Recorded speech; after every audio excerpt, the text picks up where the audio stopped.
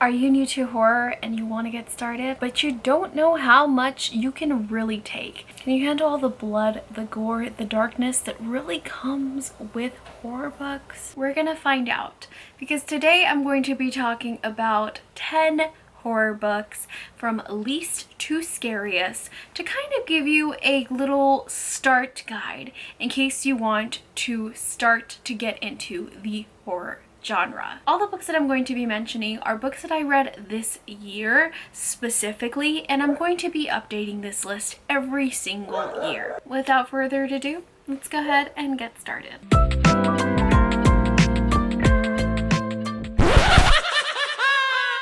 Hello, hi, my name is Wendy Ivy Martinez. I am a geek, and welcome to my channel. Today, we're going to be talking about horror books from least to most scariest. We're going to start off with books that you can dip your toes into to see if you can handle the genre. Think of it as like scary on training wheels until we get to books that literally gave me nightmares.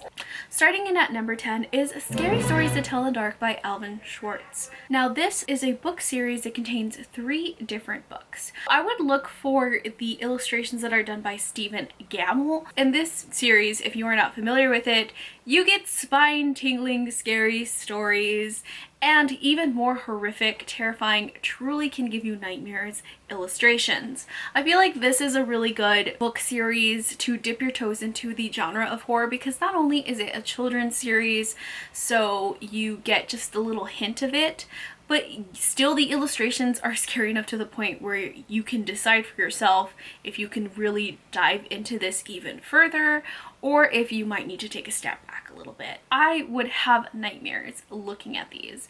And this is as a kid. Obviously, I sort of desensitized myself because I read and watch horror consistently. I mean, I go ghost hunting for fun. So I am very desensitized to these things nowadays. But as a kid, it scared the heck out of me. So if you are new to horror, this might be good if you are just starting off with the genre. Coming in at number 9 is Horror Store by Grady Hendrix. Now, Grady Hendrix tends to write a lot of comedic horror books, so it's a combination of comedy and horror. Horror Store is basically about an IKEA store, pretty much. And these workers work at the IKEA store. They're starting to notice that every single day when they come in for their shift in the morning, different furniture starts to become ruined, defecated. There's just things that mess up the furniture, and overnight they just don't know what's happening. So the manager brings in a small little task force to stay overnight to figure out who or what is the culprit. Is it rats? Is there like someone sneaking in at night? Who is messing up this furniture overnight? And you start to see that there's also a lot of supernatural elements to it.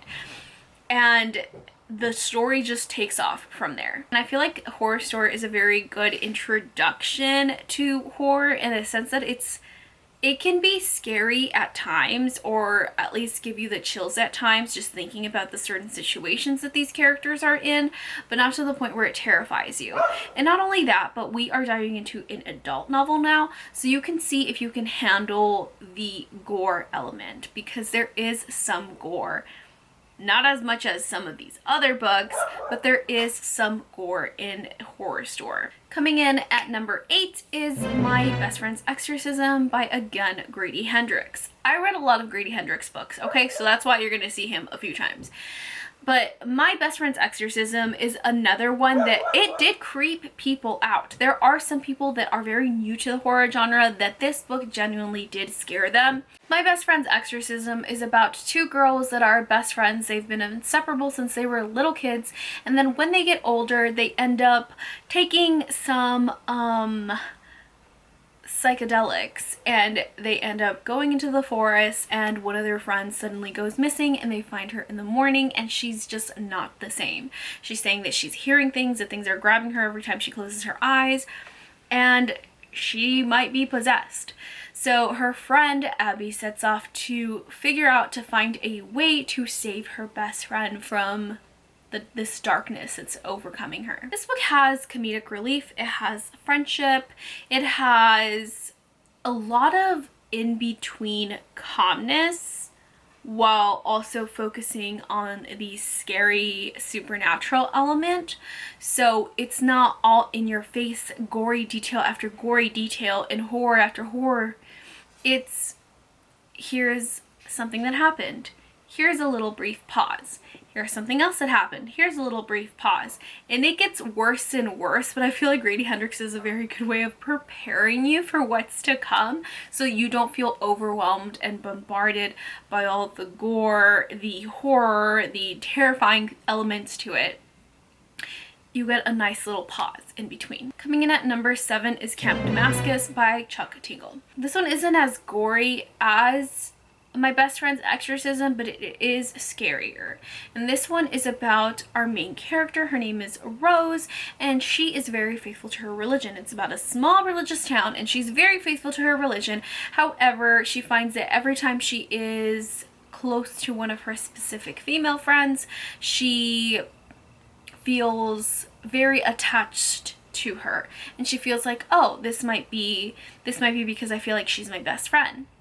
And then eventually she starts to see this demon in the corner of her eye, and this demon would get closer and closer and closer. It's literally just amazing. It's a wild ride. It's about a gay conversion camp and the darkness behind gay conversion camps, and it just has a lot of commentary, social commentary on gay conversion camps and all that. It's just excellent. I just recommend this for anyone to read. But it's also quite scary in a sense that dark things go on in these conversion camps. And that's terrifying to think because it does cause trauma. Okay, this is a good one. And this one is like when we're really starting to get into the books that are a lot darker. But also it has a lot of social commentary that I feel like everyone should read this book.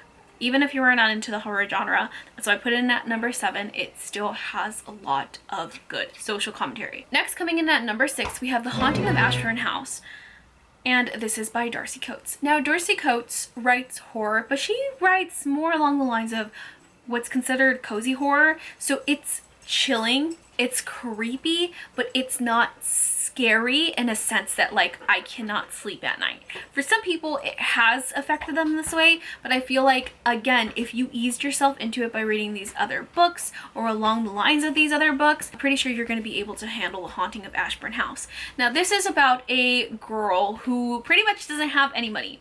She is pretty broke. Her work is just, it comes and goes, and she basically just makes enough to make ends meet, and it's just her and her cat. Now, all of a sudden, she finds out that she inherits this house from a long-lost relative that she didn't even know existed, her aunt. Edith? I think it's her name. Her name is Aunt Edith. Is it Edith? I could be wrong. Aunt something. And then she goes to live there, and she starts to notice creepy things happening. And yes, there are times where it's chilling, especially if you're reading it at night. You will get the chills. It is creepy in that sense. You might even get scared a few times. During the beginning, some of the beginning scenes, I was like quite freaked out when I was reading it alone. I was like, okay, this is kind of creepy, but not to the point where I'm like, I have to put this down. I cannot handle it. It was good. It was good. The pacing is great, but again, it has a lot of calmness in between. So we'll have a scary overnight scene, and then we'll have the length of a day where you just see the character go about her day and just do her day-to-day thing. In between each scene, you have that sense of there's a pause, you know, or calm before the storm. So you have that time to kind of adjust your thoughts and your emotions and your feelings before you have to get on to the scary scene again. Coming in at number 5 is Fantasticland by Mike Bakoven. Now, why I want to recommend this one specifically is because of the gore and the fact that it is teenagers that are committing these heinous, horrible crimes. Now, Fantasticland is basically about an amusement park called, well, Fantasticland. And this Fantasticland is amazing. Everybody wants to go to this amusement park. It's like second to Disney World. Everyone talks about it, and it's just a really big, amazing park. There is a Hurricane Sandy, that is about to hit Florida where Fantasticland is. However, at first they're not very worried because they're saying that it's not going to hit anywhere near Fantasticland until the dates get closer and closer and they realize, oh shiznit, it's going to hit Fantasticland. Now, in an emergency situation, the manager people of the park decide, well, we're going to keep 300 employees within the park to make sure that no looters come in and start stealing stuff. And there's this one road called Golden Road that actually has gold in it. So just to make sure that this park isn't completely trashed. And so that's what they do. They get these kids, then they're like, you know what, stay here. We're gonna pay you the whole time that you're there. So we're gonna pay you OT, basically. The 24, 48, 72 hours that you're gonna be there, you're going to be paid hourly for each hour. And all you're gonna have to do is sit back, relax, and just stay in your booths. That's all you gotta do. You have free food here, and it's not gonna take more than 3-4 days max. And so these kids are like, heck yeah, easy, free money. We just get to stay in the park and just chillax and eat and enjoy our time and make friends. Heck yeah, easy peasy lemon squeezy, let me make that money. And they do this. And it turns out to not be 3 or 4 days, but months go by and these kids are not saved. And little by little, as their resources dwindle, so do their sanity. And these kids become absolutely insane. So when they come to rescue these kids, they see that there are bodies that are strung up and there's heads on stakes and the whole park is completely thrashed and full of blood and it's just chaos everywhere. And this is also being told in interviews. So we get to see each character, we get to get inside each character's head, which is a very different, very unique standpoint. I loved this book so freaking much. I can read it time and time again. It's amazing, okay? It's amazing. But how detailed these killings get can be very gory and very gruesome and very bloody. So I feel like this is a really good way to see if you can handle the gore and the bloodiness and all that, because it does get pretty dark in here. If we're going by what stories freaked me out more, yes, How to Sell a Haunted House did freak me out more, but in a sense of the horror genre as a whole, I still feel like you can handle How to Sell a Haunted House and then go into Fantasticland. So, How to Sell a Haunted House, this book is basically about two siblings and their parents just passed away suddenly. And they go to the house to try and sell it. And this house, because the mother was a puppeteer or those people that like hold puppet shows, her whole house is full of puppets and marionettes and all these creepy dolls. And there's one puppet specifically in particular named Pumpkin, who was their mother's favorite. Now, there is something wrong with Pumpkin. Pumpkin is definitely not your average puppet. I think he might actually, you can say, be supernatural, and he is ready to haunt these siblings for sure. And chaos again ensues and the story takes off as we discover Pumpkin and the horrific things that he does. And this one genuinely did scare me. I did get scared quite a few times, and I listened to the audiobook in a day. Okay, so not only is the story very captivating, it did scare me. Pumpkin, I don't know what it is about dolls, so if you have that thing that like scares you about dolls or like puppets, this one is definitely for you. It's definitely not going to be as gory as Fantasticland, but it does contain some gore in there.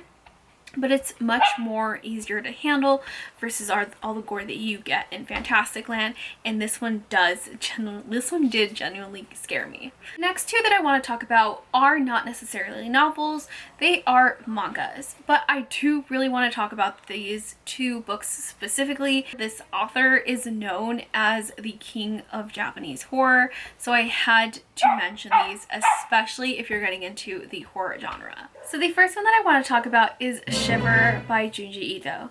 These two mangas are going to be by the same author. So Shiver is a collection of short stories, and this author has a very good way of taking small mundane things like balloons or spirals and turning them into something downright terrifying. He also uses very common phobias, for example trypophobia, and incorporates them into his stories. And his illustrations along with his stories are very dark and pretty scary. For example, the hanging balloon story within the short story collection really did terrify me to the point where I still think about it to this day, and I put myself in that situation and think about what I would do if this were to happen. This is a discussion that I have discussed with my fiance, because I literally was like, what would we do? What would we do? It makes it so, he makes the story so realistic. And a lot of times, more often than not, these characters don't tend to have happy endings and tend to meet their demise in a very negative and frightening way. He does have a tendency to give you nightmares. His stories have genuinely given me nightmares, from the illustrations to the actual story that's being depicted. It's terrifying. Now, coming in at number 2 is another work by him. It is called Uzumaki, which is basically the Japanese word for spiral. And this is a full-length manga novel. It's a whole story instead of a collection of short stories. This is one whole big novel. And this is basically about a town that is being infested with spirals. And I know what you're thinking. Spirals? Okay, and that's scary. How? When I tell you that this man, again, can take small little mundane things and make them downright terrifying, he does this with Uzumaki. This is a book that gave me nightmares, and not only that, but literally when I got to the last page, I found myself staring at a wall like, what the heck kind of nightmare-infused fuel did I just read? It was terrifying. This manga is so good, and again, when you're ready for it, because this has a lot of gore. Even though it's black and white, it does contain a lot of gore, a lot of darkness. There is usually no happy endings to any of Junji Ito's stories, so don't expect a happy little, there's no happy pause. There's no happy moments. It's pure darkness, pure gore, pure horror, pure grotesqueness. It's gruesome and gory and gross and disgusting and disturbing and horrifying all at once. And you just can't take your eyes off of it. Now, if you can handle that, then you can handle the number 1 book recommendation that I have for you, and that is Tender as the Flesh by Agustina Basterica. This book is probably the scariest thing I have ever read in my life, because this is entirely possible that this could happen. And the way that she explains it in this world, this alternate reality, this alternate Earth, is terrifying. This book is basically about a world where, or Earth, it's basically on Earth, where all the animals are infected with this virus that is fatal to humans. It is so fatal to the point where even if your dog licks you or scratches you, you can get infected with this virus and die. And so there is a mass slaughtering of every single animal. Think your pets being burned alive in a fire. Yes, it is that dark. And there is no more animals left. The very few animals that are left are like little birds that don't tend to really be easy to catch. And because of that, there is a protein deficiency. A lot of people are not getting the necessary nutrients and protein that they need in their diet that plant-based foods cannot give them. So the government around the world makes it legal for human meat to be consumed. And of course, like humans would pretty much do, as soon as they hear that humans are you're able to eat humans, there is mass hysteria, a lot of people unaliving themselves, and the world just dives into complete chaos. And they start to raise humans to grow up and be, taken out, and be made into meat and be made into leather, because again, we don't have leather because we don't have animals. And it's just so dark. They raise these humans to be made meat. And so a lot of these humans are just seen as meat. And then if you go against a specific law, you can get turned into meat. And it's just so dark that I was getting nightmares. When I got to the part where they were discussing that a lot of these women, because again, they're humans, so even if they take out their vocal cords, they're still humans with emotions, just like us. They're us. They are they're having their vocal cords taken out, and they basically impregnate women to have these babies to be made into meat. And they will cut off the women's arms and legs to make sure that they don't try to abort the baby, because they know that their baby's just going to be meat anyway. It's just so dark. Like, this is the darkest, most disturbing, scary book I have ever read in my life, because again, you know, with this whole virus that happened a couple years ago, this could happen. It makes it more likely that you're like, shoot, what if this does happen? And it makes you want to hold on to your pet tight and hold on to your kids even tighter, because you're like, what would you do in this situation? It's so dark. And this, not only, and taking it a step even further, is that the main character, this whole story revolves around a man named Marcos, who works in a human meat slaughterhouse. That's his job. And then he gets rewarded with a live human woman as his prize for working well, or whatever. Pure grade, pure meat.